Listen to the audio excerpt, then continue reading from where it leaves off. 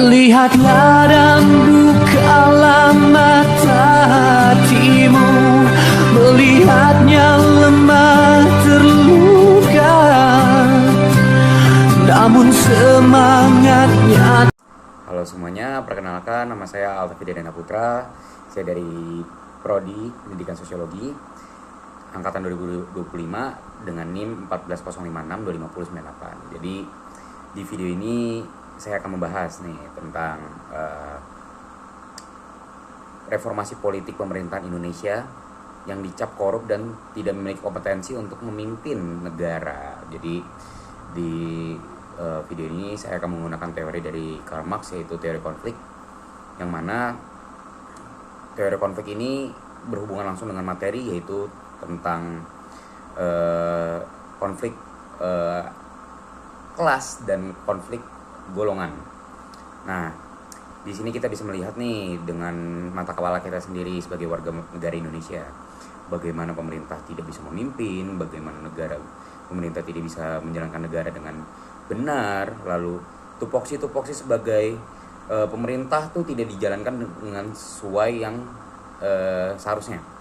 Kita bisa melihat nih bagaimana kinerja institusi negara yang seharusnya mengayomi masyarakat, membimbing masyarakat, lalu memberikan banyak insight yang harusnya lebih berpihak kepada masyarakat. Tetapi kita bisa lihat sekarang pemerintah malah sibuk untuk memperkaya diri, lalu sibuk dengan kepentingannya sendiri, sibuk dengan jabatannya, sibuk dengan kekuasaan. Itu sangat-sangat tidak merepresentasikan pemerintah yang sehat dan bagus.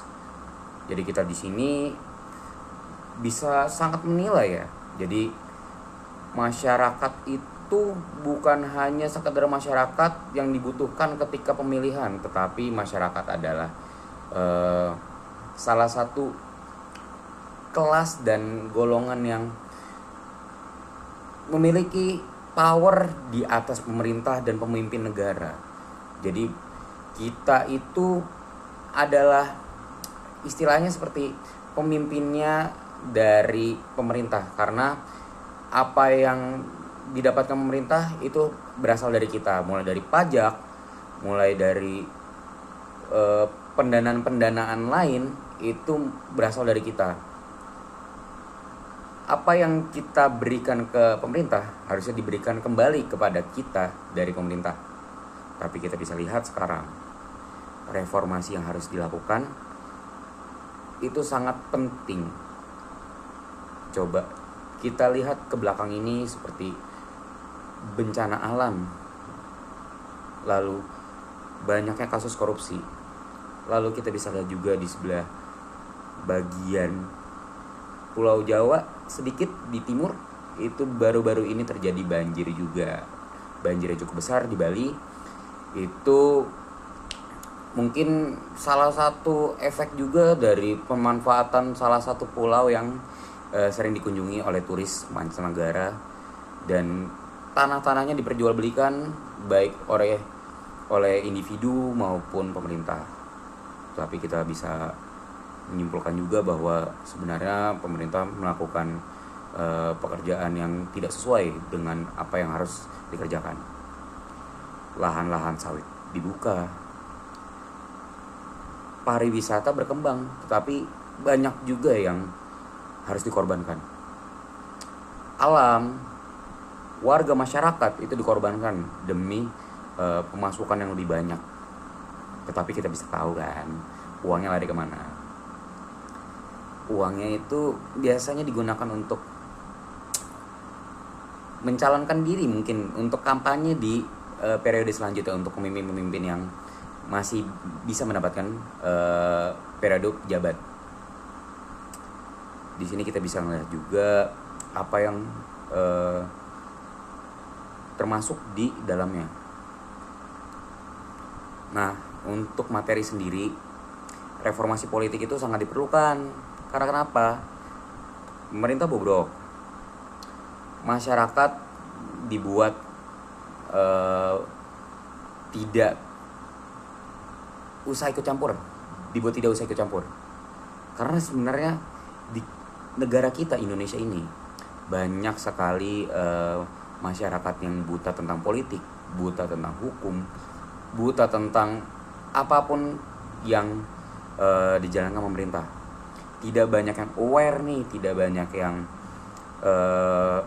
tahu bagaimana pemerintah seharusnya berjalan. Oleh karena itu, mungkin kita bisa melihat juga di akhir tahun ini dan mungkin di tahun-tahun ini bahwa sebenarnya dari golongan muda atau generasi Z ini bisa melakukan perubahan yang cukup signifikan. Seperti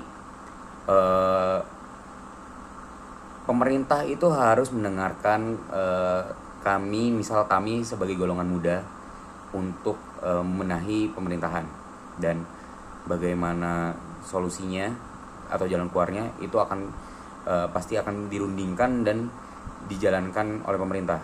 Tetapi kan kita tidak bisa percaya 100%. Mungkin kita bisa melihat juga seperti negara di Asia itu, seperti Nepal deh. Nepal ketika pemerintahan yang korup dan tidak kompeten, generasi kita atau golongan muda itu melakukan penggulingan pemerintahan.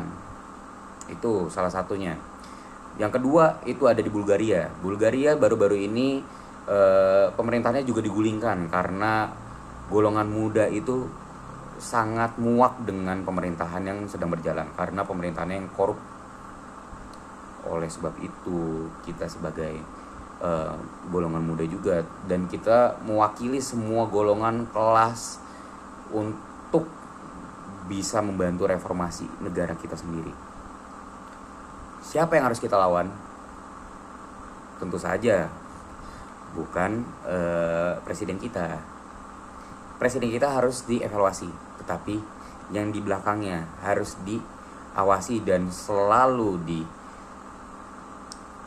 dipikirkan lagi, karena di belakangnya itu sudah ada mantan yang sebelumnya dan masih ingin menyetir beberapa aspek pemerintahan melalui anaknya.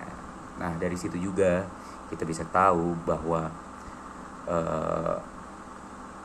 banyak daerah juga yang cukup kecewa dengan pemerintah kita saat ini. Mungkin salah satunya Aceh yang ingin memisahkan diri, lalu adanya Papua Merdeka yang ingin memisahkan diri juga karena kekayaan alam mereka dimanfaatkan tetapi mereka tidak merasakan. Apa yang masyarakat rasakan seharusnya ditangani itu dengan baik, dengan edukasional, dengan ya bagaimana seharusnya pemerintah mengedukasi masyarakat lah.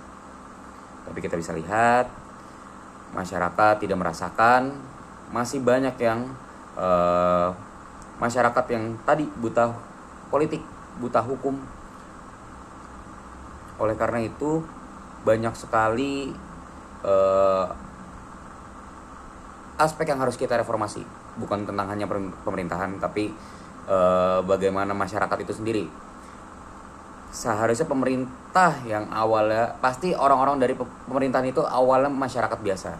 Nah, bagaimana kita membentuk masyarakat itu menjadi masyarakat yang memiliki kompetensi, lalu memiliki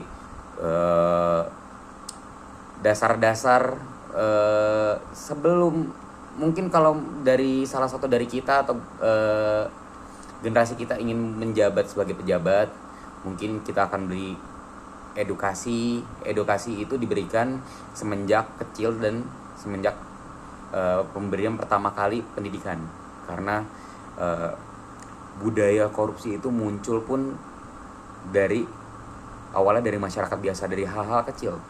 Jadi kita harus menanamkan budaya yang lebih baik dan kita harus mengajarkan ke generasi selanjutnya. Generasi selanjutnya adalah generasi yang mampu memimpin negara lebih baik. Kita bentuk generasi itu menjadi lebih baik dan kita juga buat generasi kita sendiri lebih baik lagi. Mungkin dari saya itu saja. Terima kasih. Wassalamualaikum warahmatullahi wabarakatuh.